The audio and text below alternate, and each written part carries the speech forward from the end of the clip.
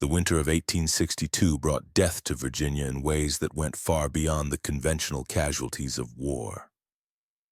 While Union and Confederate forces carved bloody trenches across the frozen landscape of Culpeper County, a different kind of darkness had already established itself in the elegant brick mansion that served as the Whitmore Foundling House.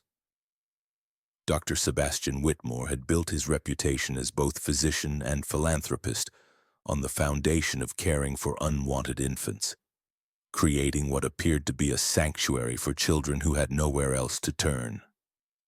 The local newspapers praised his humanitarian efforts with glowing editorials, and the ladies of Culpeper's most respectable families spoke his name with the reverence typically reserved for saints and martyrs. His foundling house had become synonymous with hope for desperate mothers who could not provide for their babies, and his reputation for absolute discretion meant that even the wives of prominent citizens could bring their shameful burdens to his door without fear of exposure or judgment. The system he had created was perfect in its simplicity and devastating in its efficiency, built on trust and maintained through careful cultivation of his public image as a man of unquestionable virtue and Christian dedication. Dr. Sebastian Whitmore possessed the sort of face that inspired immediate confidence and trust from everyone who encountered him. His features were refined and aristocratic, with intelligent gray eyes that seemed to radiate compassion and understanding, and his carefully groomed silver beard gave him an air of wisdom and paternal authority that made questioning his methods seem almost blasphemous. When he spoke, his voice carried the cultured tones of education and breeding, never raised in anger or impatience, always measured and reassuring in its delivery. His hands were those of a surgeon, long-fingered and precise, always immaculately clean with nails trimmed to perfect crescents that reflected his attention to detail and professional standards.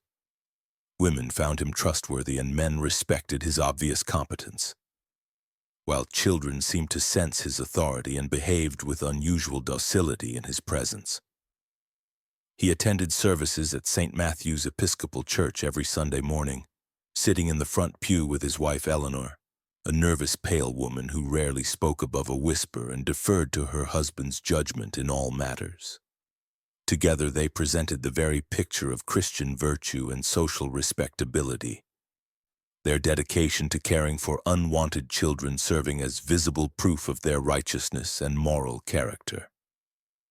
The Whitmore Foundling House had operated without suspicion or incident for nearly 18 years, its reputation growing stronger with each passing season as more families entrusted their most desperate situations to Dr. Whitmore's capable hands. The truth about what transpired behind the walls of the Whitmore Foundling House was far more complex and infinitely more disturbing than anyone in Culpeper County could have possibly imagined in their darkest nightmares. Dr. Cor Whitmore's interest in infants had nothing whatsoever to do with Christian charity, humanitarian concern, or any recognizable form of human compassion. Instead, it sprang from a fascination that had begun during his medical training at the University of Virginia, when he first observed the remarkable plasticity of developing minds and the complete vulnerability of helpless creatures who depended entirely on their caregivers for survival. He had spent nearly 2 decades studying the mechanisms of human consciousness, not from any desire to heal or help his fellow creatures, but from a cold, scientific curiosity about the boundaries of psychological manipulation and the extent to which human nature could be reshaped through systematic intervention. The Whitmore Foundling House was not an orphanage but an elaborate laboratory, and the infants who entered its doors were not children to be saved but experimental subjects to be studied, tested, and ultimately consumed by his research.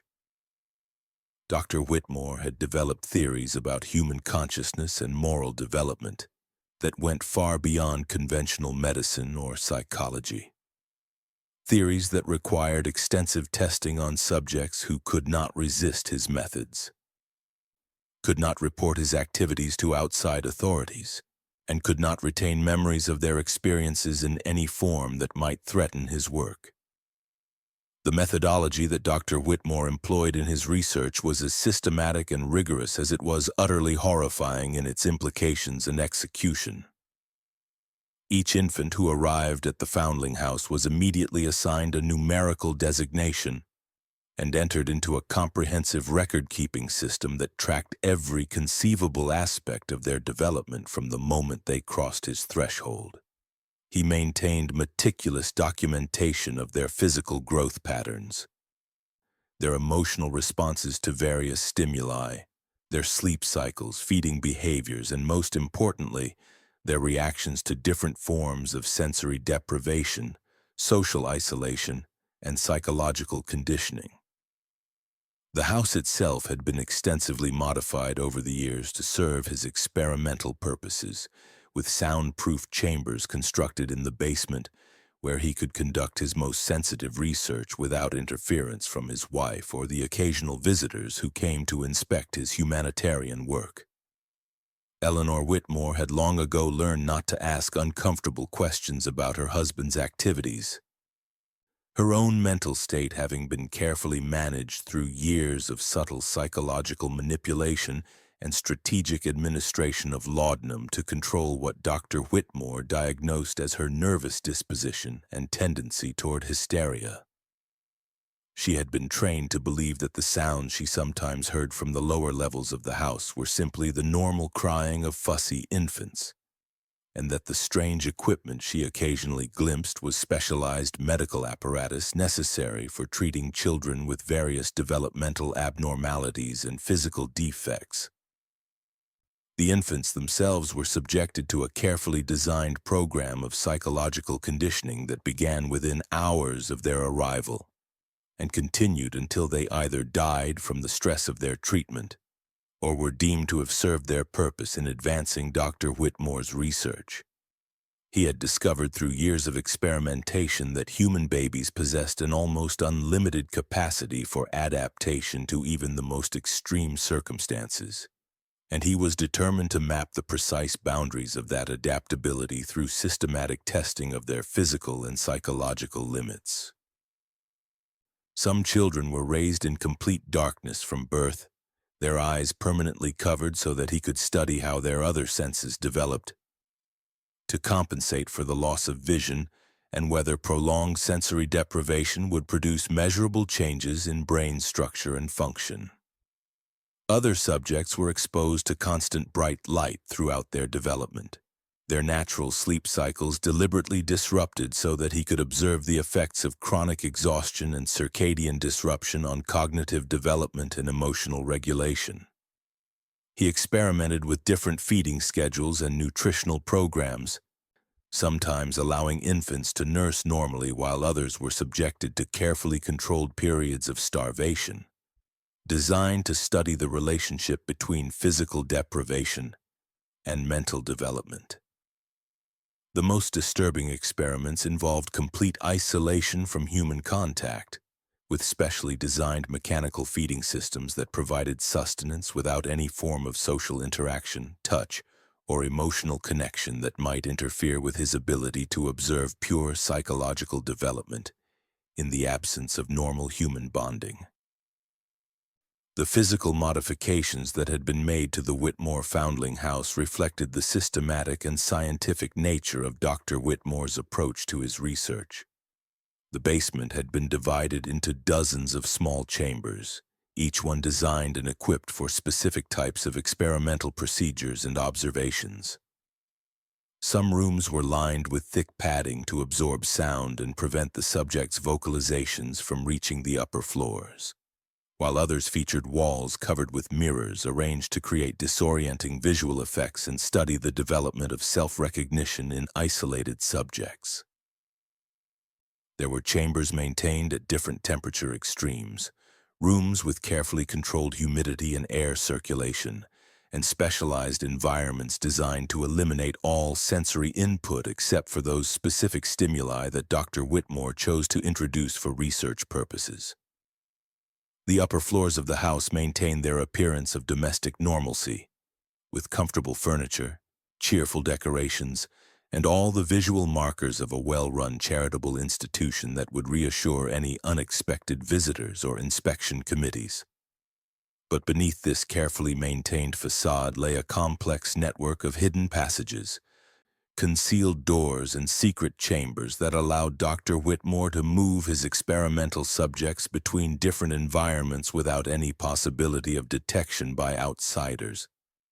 He had even installed an elaborate system of speaking tubes and observation ports that connected the basement chambers to his private study, allowing him to monitor and record his subjects' behavior without the need to physically enter their confinement areas. Eleanor Whitmore's role in her husband's work was far more complicated than simple ignorance or willful denial of obvious evidence. Over the course of their marriage, Dr. Whitmore had carefully and systematically reshaped her perception of reality through a sophisticated combination of psychological manipulation, social isolation, and strategic pharmaceutical intervention designed to manage what he consistently described as her inherent feminine weakness and tendency toward emotional instability. She had once been an intelligent, curious woman with her own opinions and desires, but years of marriage to Sebastian Whitmore had gradually eroded her capacity for independent thought and judgment. He had convinced her that her natural inclination to question his methods and express concern about disturbing sounds or unusual activities was actually a symptom of hysteria and nervous disorder that required constant medical supervision and treatment. When she heard sounds from the basement levels that troubled her conscience or aroused her suspicions, he provided detailed medical explanations about the specialized treatments being administered to children with severe developmental disabilities. Treatments that might sound distressing to an untrained observer but were actually beneficial and necessary for their proper care. When she noticed that infants seemed to arrive at the foundling house regularly but never appeared to leave for placement with adoptive families, he assured her that his discretion in arranging adoptions was so complete and his methods so confidential that even she could not be trusted with specific details about placements, since any breach of security might endanger both the children and their new families. The local community's perception of the Whitmore Foundling House remained overwhelmingly positive throughout all the years of Dr. Whitmore's research, a testament to his skill in managing public opinion and maintaining his carefully constructed reputation. His systematic cultivation of relationships with influential community members had created a protective barrier of respectability and social approval that effectively deflected any potential suspicion or criticism of his methods. When mothers who had brought infants to him made inquiries about their children's welfare or placement status, he had developed comprehensive explanations for every possible question or concern they might raise. Some children he would explain with professional authority and obvious compassion, had been successfully placed with families in distant states where opportunities for their development would be superior to anything available in war-torn Virginia. Others had sadly succumbed to the various diseases and congenital weaknesses that had made them unwanted by their original families in the first place. But he could assure the mothers that these children had received proper Christian care during their final days and had been given decent burial in the consecrated ground of St. Matthew's Cemetery. The most severely damaged or developmentally compromised infants required extensive medical treatment and specialized care that might continue for months or even years, and it would be both unrealistic and cruel to raise false hopes about their prospects for eventual placement with normal families who could provide appropriate care for their special needs. The elaborate performance that Dr. Whitmore staged to maintain these community illusions required careful choreography and precise timing that he had perfected through years of practice and refinement. He had trained Eleanor to present a carefully selected group of healthy, well-behaved infants to any visitors who came to inspect the foundling house or inquire about its operations. These display subjects were always the same children, carefully chosen for their normal development and pleasant temperaments, who had been conditioned to behave quietly and appropriately during their brief appearances in the public areas of the house. They received adequate nutrition, sufficient human contact to develop normally, and were housed in the attractively furnished nursery rooms that visitors were permitted to see during their tours. These children served as living proof of the excellent care being provided at the Whitmore Foundling House, their healthy appearance and calm demeanor convincing observers that all the infants under Dr. Whitmore's supervision were receiving similar treatment and attention. Meanwhile, the true subjects of his experiments remained hidden in the basement chambers, their existence completely unknown to the outside world and their suffering invisible to anyone except Dr. Whitmore himself. The logistics of maintaining this elaborate deception required detailed planning and split-second timing. But Dr. Whitmore had accumulated years of experience in managing the complex choreography necessary to preserve his double life and protect his research from discovery. As the Civil War raged across Virginia with increasing intensity and resources became scarce throughout the region, Dr. Whitmore discovered that his opportunities for acquiring new experimental subjects actually increased rather than diminished. The chaos and displacement created by military campaigns had produced unprecedented numbers of orphaned and abandoned children, while the breakdown of normal social structures meant that fewer people were able to maintain careful records or follow up on the fate of displaced infants. Refugees fleeing from battle zones frequently arrived in Culpeper with tragic stories of babies whose mothers had died during their escape, infants who had been separated from their families during the confusion of evacuation, and children who had simply been left behind when their guardians could no longer care for them.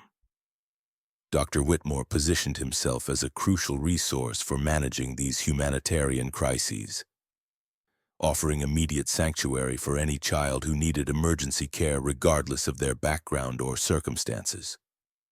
His reputation for absolute discretion became even more valuable during wartime, when the usual social stigmas attached to illegitimate children seemed less important than simple survival, and when desperate people were grateful for any assistance that was offered without questions or conditions.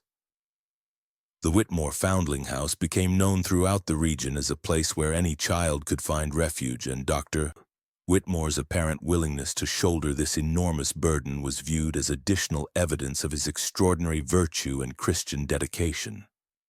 The psychological profile that Dr. Whitmore had developed through his years of systematic experimentation revealed patterns of human development and adaptation that both fascinated and horrified him in equal measure. He had discovered that infants possessed a remarkable capacity for psychological adaptation that far exceeded anything described in contemporary medical literature or psychological theory. Children who had been systematically deprived of normal human contact developed their own sophisticated forms of communication, creating elaborate systems of gesture, sound, and movement that served their need for expression and social connection, even in complete isolation from other human beings. Subjects who had been raised under various forms of sensory deprivation showed dramatic enhancement of their remaining senses, sometimes developing perceptual abilities that seemed to border on the supernatural in their accuracy and range. Most disturbing of all, he had discovered that infants could be conditioned to accept virtually any treatment or environment as normal and appropriate, their fundamental understanding of reality shaped entirely by their earliest experiences, regardless of how extreme or unnatural those experiences might be. The children who had spent their entire lives in his basement chambers had no concept that their existence was abnormal, no framework for understanding that alternative possibilities existed, and no basis for comparison that would allow them to recognize their situation as abusive or harmful. They had been molded from birth into perfect experimental subjects, their minds shaped to serve Dr. Whitmore's research purposes without resistance, complaint, or any form of conscious recognition that they were being exploited. The ritualistic aspects of Dr. Whitmore's work had evolved gradually over the years. developing from simple practical procedures into elaborate ceremonial practices that had taken on profound personal significance for him. He had established detailed protocols for every aspect of his research, from the initial processing and cataloging of new subjects to the comprehensive documentation of their responses throughout their development. Each morning began with a systematic review of his experimental records, noting changes in behavior, physical development, and any unusual responses to the previous day's procedures. He would then conduct his rounds through the basement chambers, making detailed observations and implementing whatever interventions his current research required. The precision and formality of these procedures had gradually become more important to him than their practical utility, each action performed with the gravity and solemnity of a sacred ritual. He had convinced himself that his work represented the highest form of scientific inquiry, a dedication to understanding human nature that transcended conventional moral limitations and social prejudices. The suffering he caused was, in his carefully constructed worldview, simply the necessary price of advancing knowledge, and the isolation of his subjects from normal human society was merely a requirement for maintaining the experimental purity that made his research scientifically valid and morally justifiable. Eleanor Whitmore's gradual transformation from unwitting accomplice to active participant in her husband's work represented one of Dr. Whitmore's most successful long-term experiments in psychological conditioning and behavioral modification. He had spent years carefully studying her responses to different forms of manipulation, documenting how her personality and perceptions could be systematically altered through strategic application of reward and punishment, social isolation, and carefully administered pharmaceutical substances. The woman she had become bore virtually no resemblance to the person she had been when they first married, her original identity having been methodically replaced with a carefully constructed persona designed to serve her husband's needs and support his work.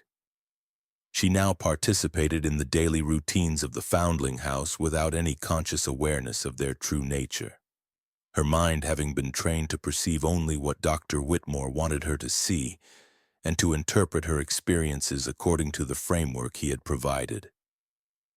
When she assisted him in moving infants between different areas of the house, she genuinely believed she was helping with necessary medical treatments for sick children. When she prepared special feeding formulas according to his detailed instructions, she understood her actions as providing essential nutrition for infants with particular dietary requirements. Her psychological transformation had been so complete and thorough that she had essentially become an extension of her husband's will, carrying out his intentions without independent thought or moral judgment. The impact of the Civil War on the surrounding community created new opportunities and new challenges for Dr. Whitmore's continued research.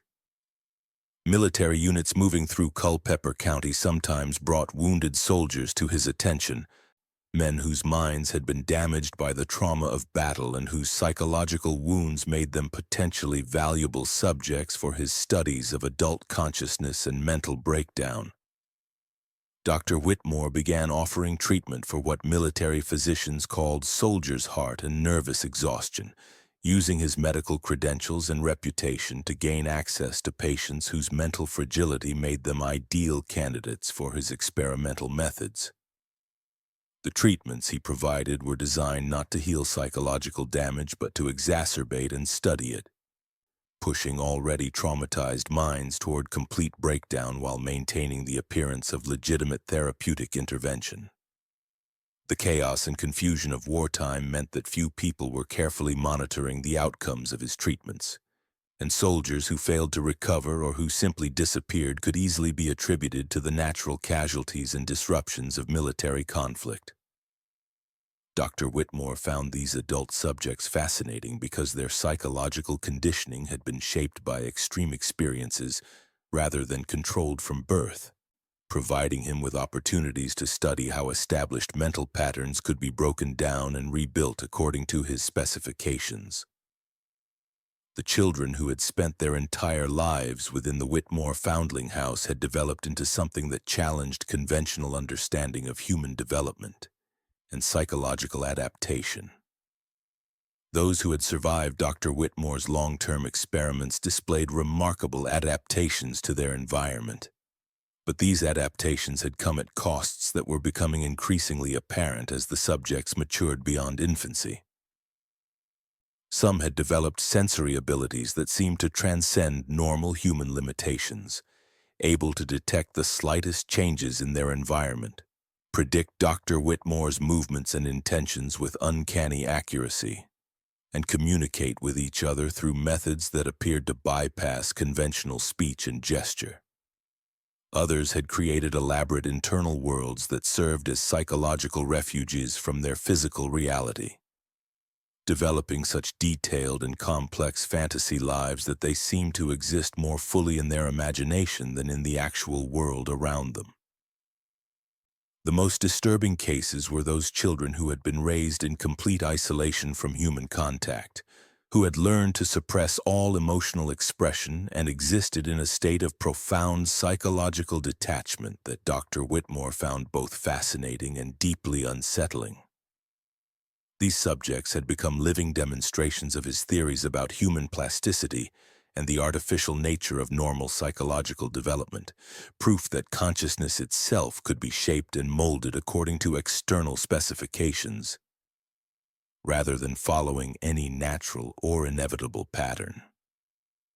As 1862 progressed and the war intensified throughout Virginia, Dr. Whitmore began to recognize that his carefully constructed world might not be sustainable indefinitely. The increasing military presence in Culpeper County meant greater potential for unexpected inspections and investigations, while the growing desperation of the civilian population was making people more suspicious of any activities that seemed unusual or secretive. He had also begun to notice troubling changes in some of his long-term experimental subjects, signs of psychological deterioration that suggested his methods might be reaching their natural limits, or producing unintended consequences that could threaten his research. Some children who had been with him for years were showing symptoms of complete mental breakdown that even his most careful interventions seemed unable to prevent or reverse, and he was beginning to question whether his work had truly advanced scientific understanding or simply demonstrated the outer boundaries of human endurance under extreme conditions. The possibility that his research might be discovered no longer filled him with the pure terror it once had, but instead produced a complex mixture of fear and anticipation, as exposure would certainly mean his death but might also represent the ultimate validation of his theories about human nature and the mechanisms of psychological control. The elaborate systems that Dr. Whitmore had developed for disposing of failed experiments had evolved over the years from crude improvisation to sophisticated methodology that reflected his scientific approach to every aspect of his work. The Whitmore Foundling House property included several outbuildings in unused areas that had been converted to serve his disposal needs, including a specially constructed crematorium disguised as a maintenance workshop and a series of unmarked burial sites hidden throughout the extensive grounds of the estate. He had learned to coordinate these disposal operations carefully with periods when Eleanor was heavily sedated, or when military activities in the surrounding area provided convenient distractions that would mask any unusual sounds or activities. The records maintained at St. Matthew's Cemetery showed regular entries documenting infant deaths attributed to various diseases and congenital conditions, all properly certified by Dr. Willard Whitmore's medical authority, and witnessed by respectable members of the community who had no reason to question his professional judgment. His reputation as a physician who specialized in treating the most hopeless cases meant that higher than normal mortality rates among his charges were interpreted as evidence of his willingness to accept desperate situations rather than any failure in the quality of care he provided. The system was essentially self-reinforcing and as each successful disposal operation increased community confidence in his methods and reduced the likelihood that anyone would investigate his explanations or question his professional competence. The psychological impact of his work on Dr. Whitmore himself had begun to manifest in ways that he found both deeply disturbing and intensely exhilarating. He had started experiencing episodes of dissociation during his most intensive experimental procedures, observing his own actions as if from outside his physical body while simultaneously feeling more connected to his research than ever before. The boundaries between his public identity as a respected physician and philanthropist and his private reality as a researcher of human suffering had dissolved completely, leaving him with a unified sense of purpose that transcended conventional moral categories and social expectations. He had come to believe that his work represented a form of divine calling, a sacred mission to understand the true nature of human existence through direct observation and manipulation of consciousness in its most vulnerable and malleable forms. The suffering he systematically inflicted on his subjects had become, in his carefully rationalized worldview, a form of scientific revelation, each cry of pain and expression of terror providing crucial data about the fundamental structure of human awareness and the mechanisms through which psychological control could be established and maintained. The arrival of federal troops in Culpeper County during the late autumn of 1862 created both significant opportunities and serious potential dangers for Dr. Whitmore's continued operations. The Union forces were primarily focused on military objectives and strategic considerations, showing little interest in civilian affairs or local institutional arrangements. But their presence inevitably meant increased scrutiny of community activities and the possibility of unexpected searches or official investigations that could expose his work. Dr. Whitmore had spent considerable time preparing elaborate contingency plans that would allow him to conceal or destroy evidence of his experiments quickly if circumstances required immediate action to protect his research. He had also invested significant effort in cultivating relationships with officers from both Union and Confederate forces, offering his medical services to wounded soldiers regardless of their military affiliation, and positioning himself as a neutral humanitarian figure whose charitable work transcended political divisions and military loyalties. This carefully calculated strategy had proved effective in maintaining his reputation and protecting his operations from official interference, but it required constant vigilance and skillful management of competing expectations and potentially conflicting obligations to different military authorities. The most profoundly disturbing aspect of Dr. Whitmore's research was not the physical suffering he inflicted on his subjects, but rather the systematic destruction of human identity that formed the central focus of his experimental program. He had developed sophisticated techniques for erasing the basic psychological foundations that normally allowed children to develop into functional human beings, replacing natural patterns of emotional and social development with artificially constructed behavioral patterns designed to serve his research objectives. The children who had been subjected to these interventions existed in psychological states that could barely be recognized as human consciousness, their capacity for normal thought and feeling having been systematically eliminated and replaced with programmed responses that served only Dr. Whitmore's experimental purposes. They had become living examples of his theories about the artificial and malleable nature of human identity, proof that what most people considered essential humanity was actually nothing more than a collection of learned behaviors that could be modified, eliminated, or completely replaced through proper application of scientific psychological techniques and systematic environmental control. Eleanor Whitmore's final transformation into a willing and conscious participant in her husband's most disturbing work represented the successful culmination of nearly 2 decades of careful psychological conditioning and behavioral modification. She had reached a psychological state where she could assist in the most horrific aspects of his experiments without experiencing any conscious distress, moral conflict, or emotional resistance. Her original personality having been so completely overwritten that she genuinely believed she was performing acts of medical necessity and charitable care. When she helped restrain struggling infants during particularly invasive experimental procedures, she understood her actions as providing comfort and support to sick children during essential medical treatments that would ultimately benefit their health and development. When she prepared the elaborate reward systems that Dr. Whitmore used to reinforce compliant behavior in his subjects, she took genuine pride in her ability to provide proper nutrition and care for children who had been abandoned by their original families and given up as hopeless cases by conventional medical authorities. Her complete psychological integration into her husband's worldview had transformed her into an ideal collaborator and assistant, someone who could be trusted with the most sensitive and disturbing aspects of his research, because she was literally incapable of perceiving them as anything other than legitimate scientific work and benevolent humanitarian care. The comprehensive documentation that Dr. Thorne Whitmore maintained of all his experimental procedures represented one of the most detailed and systematic records of psychological torture and systematic dehumanization ever assembled by a single researcher.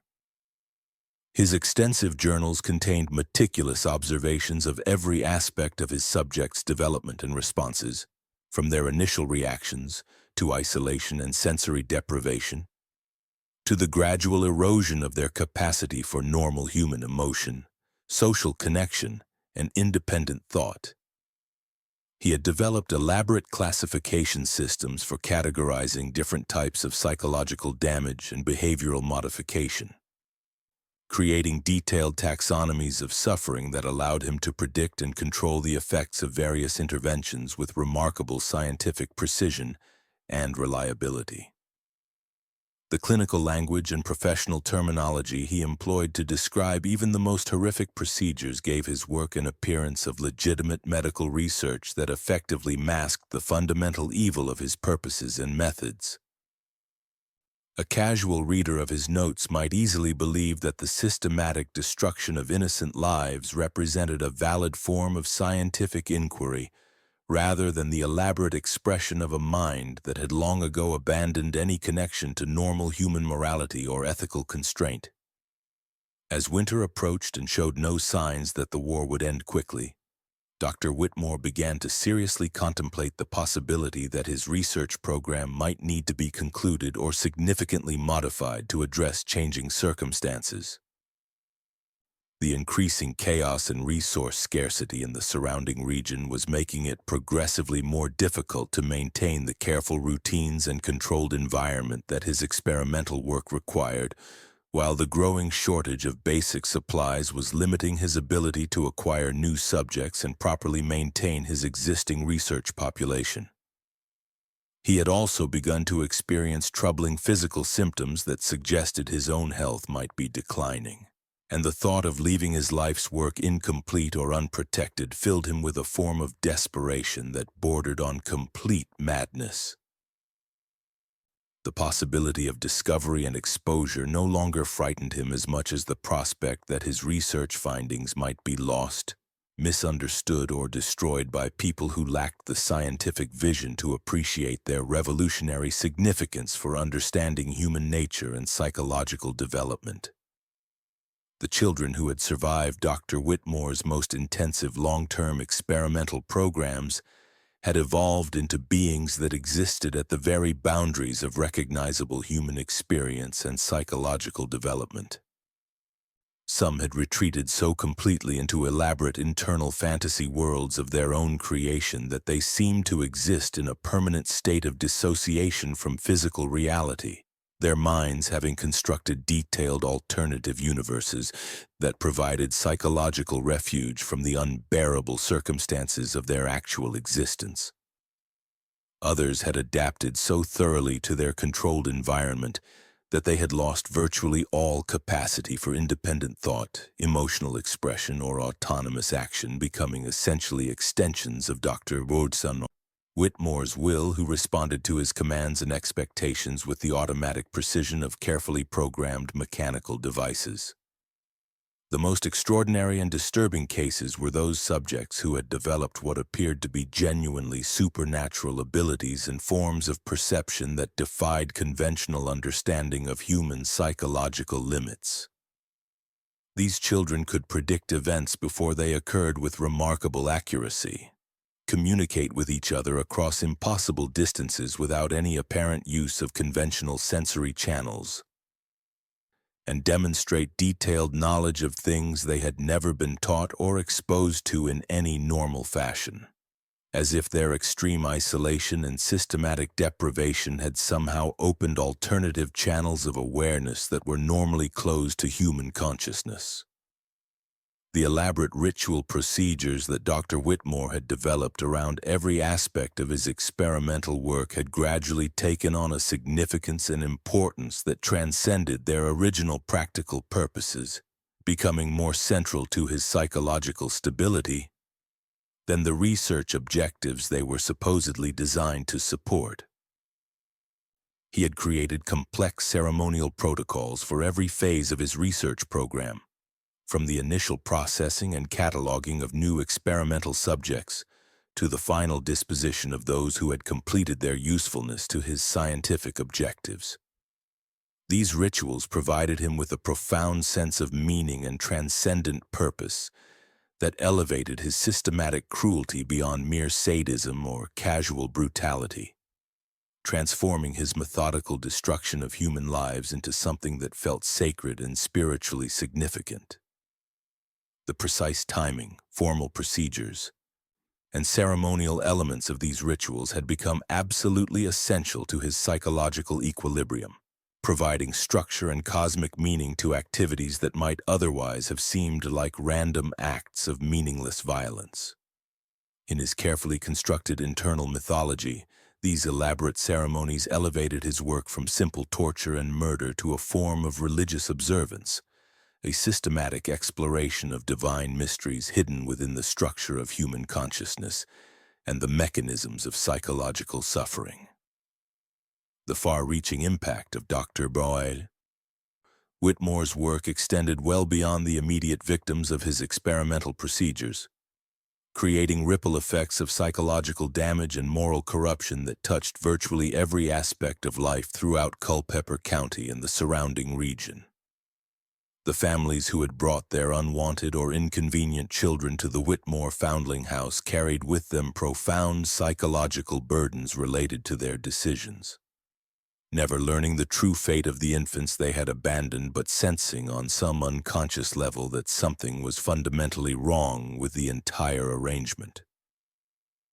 The community members who had consistently supported and publicly praised Dr. Whitmore's humanitarian efforts found themselves unknowingly complicit in horrors beyond their ability to imagine, their trust and admiration having provided the essential protective cover that allowed his experiments to continue undetected for nearly 2 decades.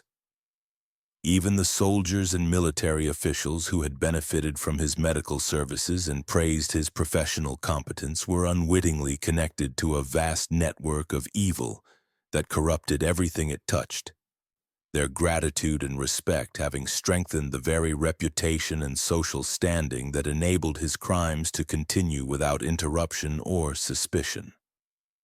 The final months of 1862 brought Dr. Whitmore to a fundamental realization that would define the ultimate conclusion of his research program and determine his final actions. He had come to understand that his true achievement was not the specific scientific knowledge he had gained about human psychological development and the mechanisms of consciousness, but rather his successful demonstration that ordinary, respectable people could be made complicit in virtually any form of systematic evil through proper manipulation of their perceptions, emotions, and social relationships. The entire community of Culpeper County had been transformed, without their knowledge or consent, into unwitting participants and enablers of his experimental program, their natural human tendencies toward trust, compassion, and social cooperation having been systematically weaponized against the very people they believed they were helping and protecting. This profound insight filled him with a satisfaction that was almost sexual in its intensity and overwhelming completeness, confirming his most fundamental theories about human nature and the essential corruption that lay beneath all social pretensions to morality and virtue. He had proven beyond any possibility of doubt that evil could successfully hide behind any facade of respectability and benevolence, that the most heinous crimes could be committed in full view of decent people with their active support and approval, and that human nature itself was so fundamentally malleable that it could be shaped to serve any purpose through skilled manipulation of social institutions and individual psychology. The children confined in the basement chambers of the Whitmore Foundling House had become living testaments to both the outer limits of human endurance and the infinite plasticity of consciousness itself under extreme conditions. Those who had survived years of systematic psychological torture and deliberate dehumanization had developed adaptations and survival mechanisms that challenged every assumption about the nature of human identity and the boundaries of mental resilience. Some had learned to exist in states of consciousness that bore no resemblance whatsoever to normal human awareness, creating internal realities so complete and detailed that they had essentially transcended their physical circumstances entirely. Others had developed forms of collective consciousness that allowed them to share thoughts, emotions, and experiences across the artificial barriers of individual identity that Dr. Whitmore had tried to maintain, creating a form of hive mind that served as their ultimate refuge from isolation and despair. The most remarkable cases were those children who had somehow managed to preserve their essential humanity despite everything that had been systematically done to destroy it, maintaining a core of innocence, hope, and basic human dignity that Dr. Whitmore found both infuriating and fascinating in its stubborn persistence against all his efforts to eliminate it completely. As December snow began to accumulate around the Whitmore Foundling House, Dr. Whitmore made the decision that would bring his 18 years of research to its ultimate and inevitable conclusion. He had determined that the time had finally come to conduct his most ambitious and comprehensive experiment, one that would test all his theories about human nature and social psychology on the largest possible scale while providing a fitting climax to his life's work. The approaching Christmas season would provide the perfect opportunity to invite the entire community to witness what he would describe as a special holiday celebration, featuring the children who had benefited from their generous support over the years. The invitations he prepared promised a heartwarming gathering where local families could observe firsthand the results of their charitable contributions and witness the happiness and healthy development of children who had found safety and care at the Whitmore Foundling House. Every prominent family in Culpeper County received a formal invitation, along with military officers from both armies. Church leaders, government officials, and business leaders who had supported his work throughout the years.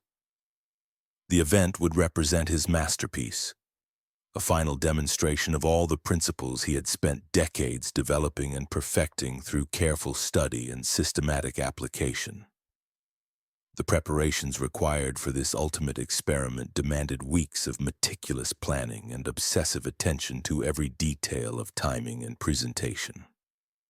Dr. Whitmore had to ensure that his basement subjects were properly conditioned for their first and only public appearance, their behavior carefully programmed and their responses precisely calibrated to create the maximum psychological impact on the assembled guests when the moment arrived for complete revelation. He spent hours each day working with the children who would participate in his grand finale, teaching them the specific words they would speak, the exact movements they would perform, and the particular behaviors they would display when the time came for the final phase of his demonstration. Eleanor Whitmore threw herself into the event preparations with an enthusiasm that would have seemed touching and admirable if observers had understood her true role in the approaching horror.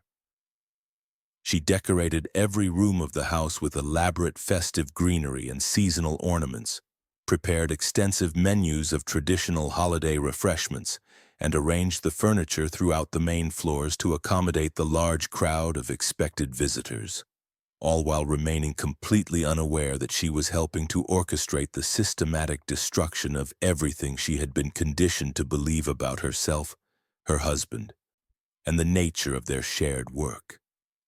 The children selected to participate in the Christmas presentation had been chosen specifically for their ability to demonstrate the complete range of Dr. Whitmore's experimental achievements and research findings. Some would display the supernatural perceptual abilities and enhanced sensory development that had emerged during years of systematic sensory deprivation and controlled environmental manipulation. Others would perform the complex behavioral patterns and programmed responses they had learned through intensive conditioning protocols and systematic reinforcement of desired behaviors. The most disturbing element of the evening's program would feature those subjects who had been raised from birth in complete isolation from human contact, their alien forms of communication, and bizarre psychological adaptations serving as living proof of Dr. Whitmore's theories about the artificial nature of normal human consciousness and social development. Each child had been assigned a specific role in the evening's carefully choreographed entertainment, their individual performances designed to build systematically toward a crescendo of revelation that would force the assembled guests to confront the true nature of their unwitting complicity in the horrors that had been committed in their name and with their implicit approval. The psychological preparation required for Dr. Whitmore's final experiment involved more than simply training his subjects for their public performances and managing the complex logistics of the event itself. He had also invested considerable time and mental energy in conditioning himself for what he understood would inevitably be the end of both his research program and his own life, accepting that the complete revelation of his true activities would almost certainly result in his violent death at the hands of the outraged community. This prospect filled him with neither fear nor regret, but rather with a profound sense of completion, an ultimate vindication that approached religious ecstasy in its intensity and overwhelming emotional power. He had devoted his entire adult life to understanding the fundamental mechanisms of human evil and the extent to which ordinary people could be manipulated into supporting systematic cruelty, and his final experiment would provide the ultimate demonstration of his theories while simultaneously destroying the carefully maintained facade of respectability that had protected his work for nearly 2 decades.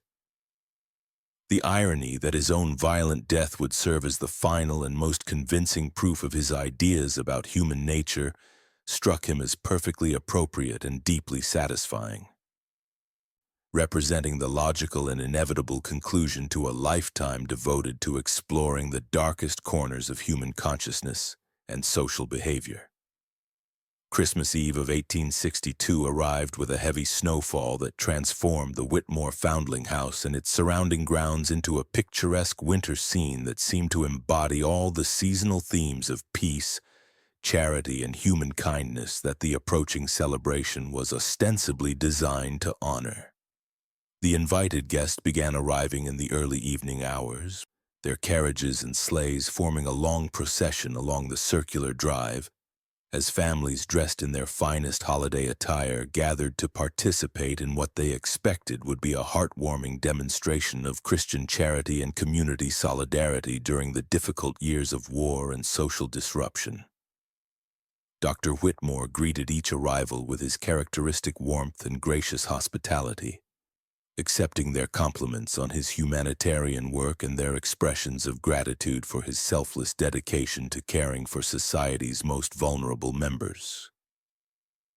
Eleanor Whitmore moved through the growing crowd with the practiced skill of an accomplished hostess, her years of psychological conditioning having prepared her to perform her social role with flawless conviction, even as she remained completely oblivious to the true nature of what was about to unfold before the assembled community. The atmosphere throughout the house was festive and celebratory, filled with the kind of genuine community spirit and shared moral purpose that wartime had made both precious and increasingly rare in their experience.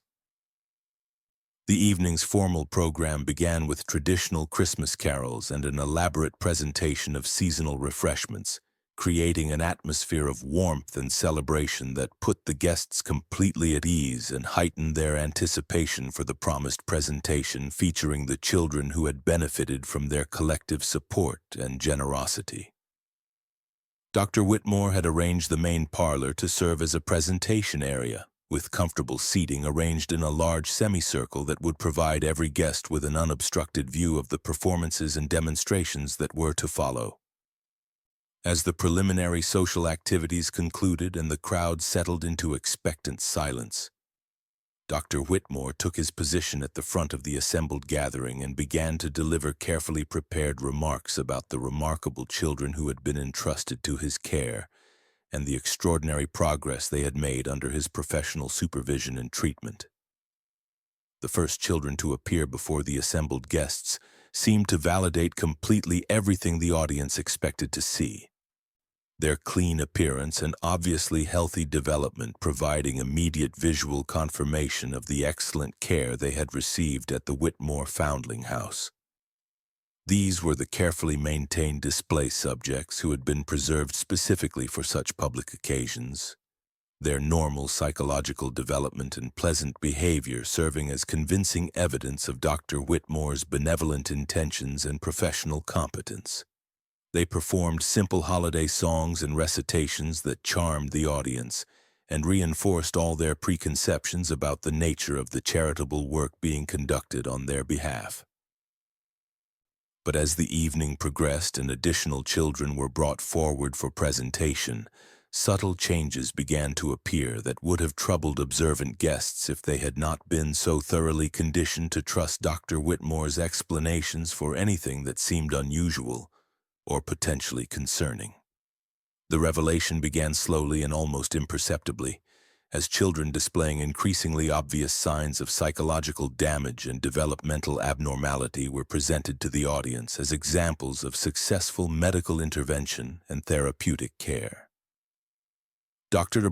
Whitmore's commentary became progressively more detailed and clinical in its terminology, describing the specific experimental procedures and systematic interventions that had been necessary to address various forms of congenital abnormality and behavioral dysfunction in his charges.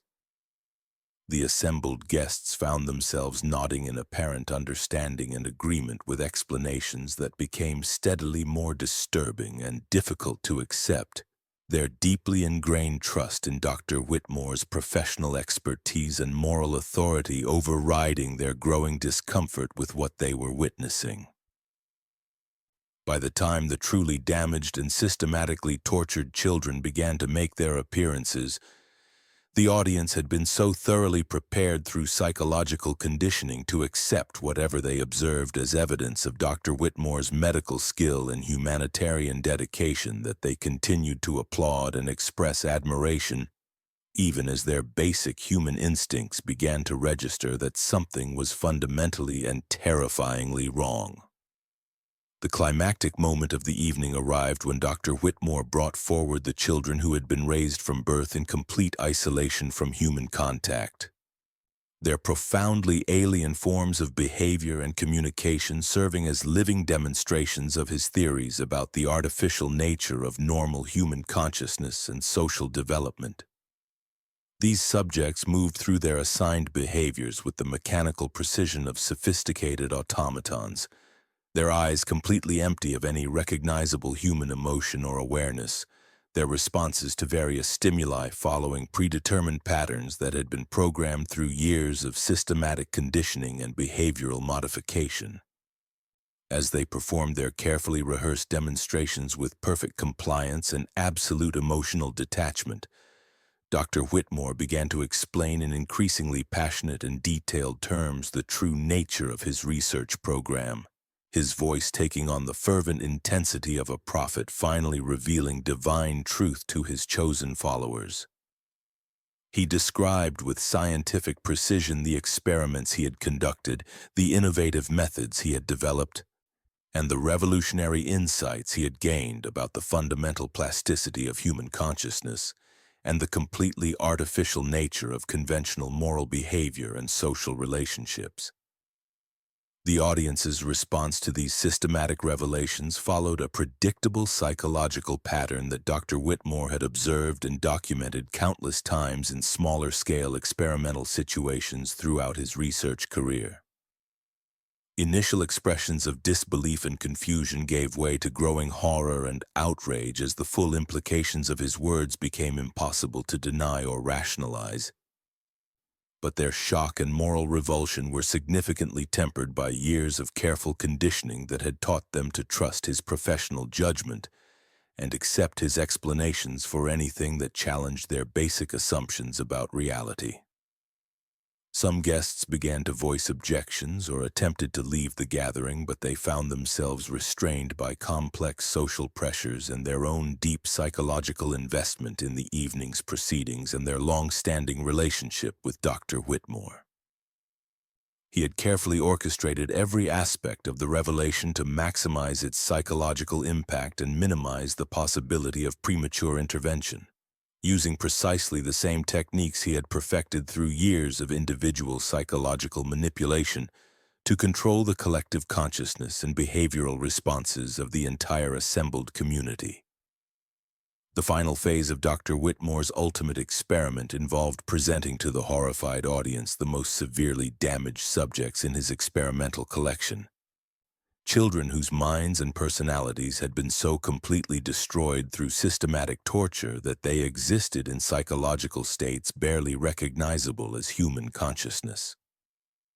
These living demonstrations of methodical psychological destruction moved through their program behaviors with the mindless precision of broken mechanical toys, their vacant expressions and automatic responses providing undeniable evidence of the systematic horrors that had been committed in the name of scientific research and medical treatment. As the complete scope and horrific nature of Dr. Whitmore's work became impossible to deny or explain away, the assembled guests found themselves confronting not only the reality of his crimes but also their own profound moral complicity in enabling and supporting them through years of willful blindness, misplaced trust, and social pressure to maintain respectability and avoid uncomfortable questions. The community's collective response to this ultimate revelation demonstrated the final validation of Dr. Whitmore's theories about the nature of human evil and the mechanisms through which ordinary people could be manipulated into supporting systematic cruelty and moral corruption. Rather than immediately responding with appropriate righteous anger and moral outrage, many of the assembled guests found themselves psychologically paralyzed by information that challenged the fundamental assumptions upon which they had built their understanding of themselves and their community. Their psychological investment in Dr. Whitmore's reputation and respectability was so profound and long-standing that some continued desperately searching for alternative explanations that would allow them to maintain their faith in his essential goodness and moral authority. Others began attempting to rationalize his systematic torture and murder as necessary sacrifices for the advancement of scientific knowledge and medical understanding, their minds unconsciously protecting themselves from the full implications of their unwitting participation in systematic horror and mass murder of innocent children. Dr. Whitmore observed the crowd's confused and delayed reactions with the profound satisfaction of a scientist whose lifetime of theoretical research had finally received its ultimate empirical validation and experimental confirmation.